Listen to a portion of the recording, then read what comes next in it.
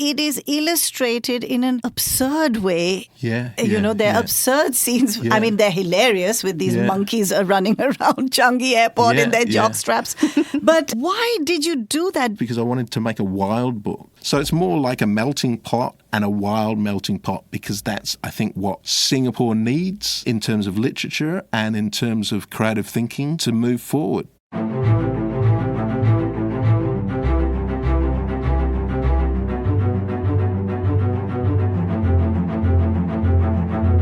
Hello, and a very warm welcome to the Asian Bookshelf, where we explore Southeast Asia's literary landscape. If you're a discerning reader, perhaps even an inspiring writer, you're in exactly the right place. We interview acclaimed writers and key industry figures to explore Southeast Asia's literature, and we take a deep dive into its narrative elements, characters, themes, and emerging trends. The Asian Bookshelf is produced and co-hosted by acclaimed writer Jon Gresham, presenter Devika Misra, and myself, writer T.A. Norton. We are all Singapore-based, but of Irish, Australian, and Indian heritage, and bring our own unique insights and experiences to Southeast Asia's stories. Please join us on the Asian Bookshelf, home to words and voices from Asia today.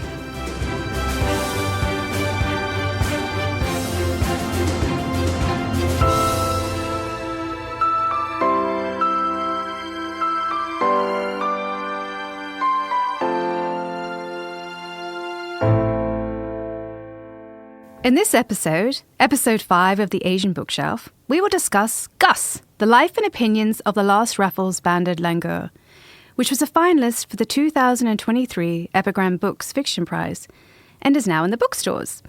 This novel follows Gus, a Raffles banded Langur who talks, and as readers, we follow him as he strives to find his way back to Bukit Timah Nature Reserve amidst a crumbling Singapore.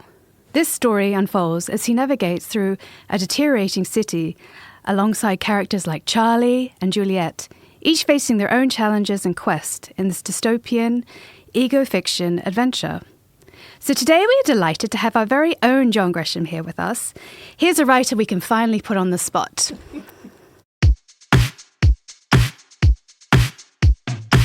Don't blame us for all that's wrong with human society. Don't blame us for the world people created. It's not as though everything was hunky-dory before we came along. It's not our fault the economy tanked and inflation rose sky high. We weren't the ones to chop down the binjai trees along Kampong Baru Road. We didn't cull the otters gorging on koi. We didn't steal food from the mouths of the cardboard uncles rummaging inside wheelie bins. We didn't close the semiconductor factories or leave garbage rotting in the streets. We didn't beat domestic helpers or make them drink bleach. We didn't wring the necks of jungle fowl or slaughter wild boar or poison civets as the dirty orange haze from Sumatra hung heavy in the sky. You say, or I should say Gus says, don't blame us for all that's wrong with human society. Don't blame us for the world people created, the binjai trees, inflation, the economy, the trucks with the immigrants. I mean, this is like Billy Joel's song. Our listeners probably are too young to remember it. To remember Billy Joel. We didn't start a fire. I love that song, though. We didn't start a fire. So, Jon, I mean, are you taking on the whole world's problems? I mean, what is this rant? I guess it's his ranting speech. This is the Monkey King's ranting speech early on in the book. It's really about many of the things that I felt and experienced in contemporary Singapore that was sort of circulating around social media and discussions and things that were on people's minds. And this is around February 2021 when I first sort of brainstormed all the ideas behind there. So it's nature saying, we didn't stuff the world up. We're not the ones with agency, so don't blame us for the consequences. And he is, in a sense, just giving this unrestrained expression of the way things are. And it's a fictional. The whole novel is a fictional imagining of nature's response to that, the way things are and the bleak nature of the world. So did you mean it as a warning to humans? I really wrote it just to be wild. I guess it is. It's a plea. There is a plea in there. Yeah.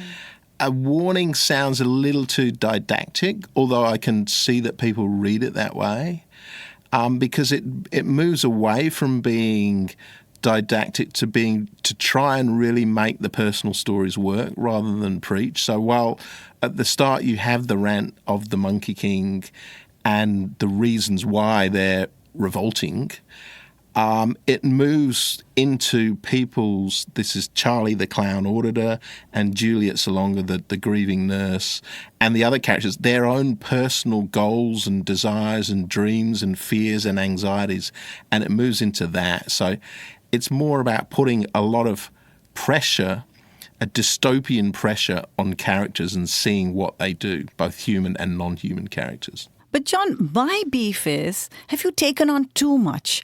Too many themes, the internet on the one hand, climate on the other, the, loss, family, the whole motivation of Gus is to find his family. Power struggles too, yeah. Power struggles, Look, father-son relationship. I mean, it's just so much. And it is illustrated in an absurd way. They're absurd scenes. Yeah. I mean, they're hilarious with these monkeys running around Changi Airport in their jock straps. But why did you do that? Do you not think that'll be a dilution? No, because I don't think the novelist's role is to provide solutions. I think a dystopian novel, an eco-thriller, in the time that we're in is about we are facing crisis and putting people under pressure. How will they respond? So to do that, you need to cover nature. And if you're going to cover nature, you need to cover power and politics and systems and the way people relate to each other and how they're going to relate after a dystopian crisis. So it is a lot because it's wild. And the other motivation is because I wanted to make a wild book. I didn't want to sort of compartmentalize issues and say, let's deal with let's have a father-son novel, divorced from politics or social realism or anything. I wanted to throw everything in and just explore the characters and focus on the characters. And the whole big themes and everything comes out of that. So it's more like a melting pot and a wild melting pot, because that's, I think, what Singapore needs in terms of literature and in terms of creative thinking to move forward, to move into how it's going to survive. But it's the very near future. Yeah. So what was the reasoning behind that? Because, dystopian fiction, normally 100 years' time. But is it so pressing that you think that we need to? Look, I do think it is. I do think things are pressing. I do think, and you've seen it over the rise of the far right and nationalism and climate change. And you do see that politically and culturally and economically, the gap between rich and poor is widening. You have the climate crisis. You have a crisis of faith amongst young people. You see the sentiment regarding issues like Gaza, Palestine now. You see the sensibility of young people is very different. They're a lot more PC than perhaps our generation are. Yeah. And their concern is about buying a house and having enough money to buy a house, because housing prices have gone through the roof. And those things are all foreseeable after the interest rates were low after the 2008 crisis. But I think, we have a crisis in the world both environmentally because of climate crisis, and because we're still not weaning off fossil fuels fast enough, and because we're on track for 1.5 to 2.5 degrees increase, and that will affect people as it is now. As we know now, for the last year, we're almost hitting a record every single month, and the oceans are warming much faster than before and killing off coral reefs. So there is that sense of crisis. There is that sense that our political systems, our economic and cultural institutions, the rule of law and international law are breaking down. There's a lack of confidence in our political leaderships, and the economics is resulting in the gap between rich and poor widening, where sort of we in the sort of middle class to upper middle class can be quite happy because we're, maturely quite well off, but it's harder for our kids. It's harder for young people nowadays, and you can understand the disquiet that they feel at the future that we've given them. Yeah, absolutely.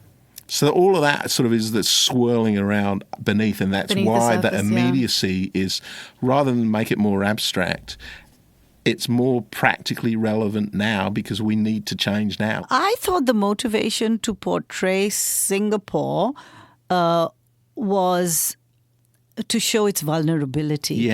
Portray Singapore under attack was to show its vulnerability. Was there an element of that? Yeah. And again, it goes back to things like the Second World War, this presumption, they were having advertising for ballroom events, the week before the Japanese were coming down the Malay Peninsula, or even as they were coming down the Malay Peninsula, and even after the big, British naval vessel had been sunk. So there was a presumption that our life will continue, like particularly amongst the colonials. Yeah.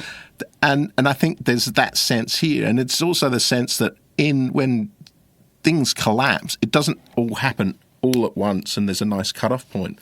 Different things collapse bit by bit. It's like boiling a frog. So I try to get an element of that in there as well. So you're drawing that parallel between 2026 and 1939? 42, Okay, 42 when they... when the Japanese came. Now, within all those themes that came up during the story, there was one about the loss of communication, which really resonated with me, especially about how we communicate today. Within the demise of Singapore, there'll be no Wi-Fi, everyone. And who are we without our screens? We're disconnected from the world like no one cares. And are we too focused too much on ourselves? We've kind of given up on collective society. And I know you mentioned before that you wanted readers to make up their own minds. But I would like to ask you, what was your motivation in making us focus on that lack of how we will be without? Because I do think, social media, the way we use it, each individually has rewired our minds, has rewired us, and with many adverse impacts, and not just Cambridge Analytica and Facebook and the influence over elections. But, it is being weaponized. It rewards an instant reaction to an image, to emotion and feeling. The act of scrolling and glancing at things, our attention spans, our concentration, it is changing and reducing. So rather than step back and try and think deeply about things, we're more inclined to react. And the people that obviously own social media know that, so they're provoking it. So hate has been weaponized, division has been weaponized because it makes money. It's what stimulates, the dopamine triggers. It's what really gets us going. So I think the motivation for focusing on social media is that I think we do have to think collectively about it.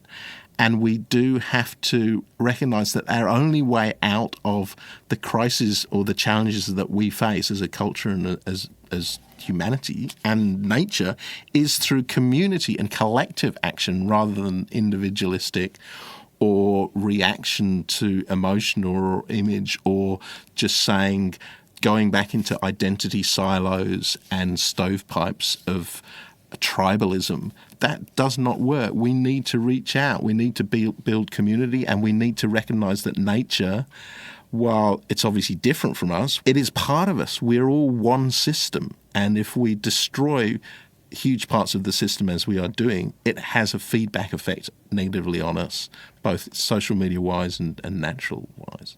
You've attributed human characteristics to an animal, which in this case is Gus. But it's not just Gus. There are many characters and animals in this book, and as well as insects, that are actually able to talk and to read. And in fact, I feel like that most of us, even as children, have probably looked at our pets and looked around and thought, well, I wonder what they're thinking, and I wonder if they could speak, what would they say? And the birds even in the trees, and what do they think about us, looking down on us humans. But I feel like that's a very human kind of egocentric point of view. Why did you choose just to tell it through Gus's voice? Because I think, personally, I would have loved to know Charlie's interpretation of what was happening, because obviously I'm human and I relate to a human, even though Gus is very relatable. So why did you choose to do that? Why do we talk? We talk to connect like you. We talk to express ourselves, to woo mates, to influence others. When we primates learned to speak, we became rivals in selfishness and greed. Thanks for that.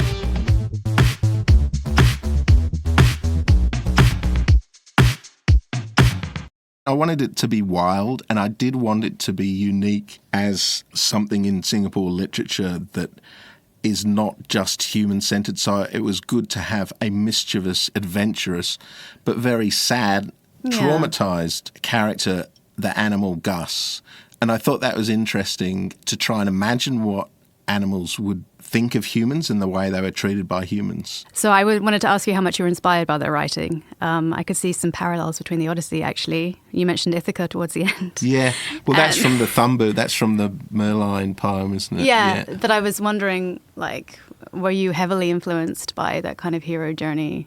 Well, I've always been aware of the hero journey, but the hero journey has also got its hang-ups as well, and its sort of male individuality, the centering around a male individual. So I didn't want it necessarily to be a male individual. And basically, in the end, Gus fails, really. Charlie fails a lot of the time. And the hero of this is really the community builder, the collective builder, Juliet. And obviously that's a bit of a spoiler for people, so we should probably say that. No, don't say anything. But that's kind of like an anti-Joseph Campbell, anti-heroes journal.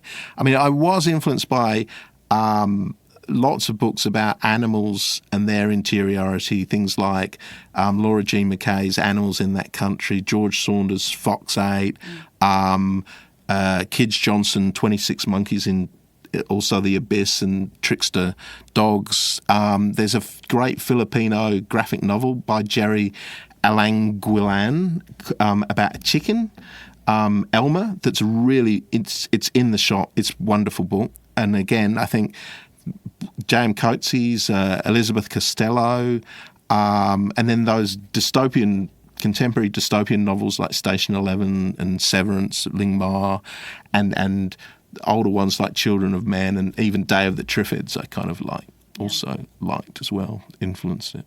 It is a very local book, very much rooted in Singapore. You mention a lot of local names of roads and even local writers like Edwin Thumboo.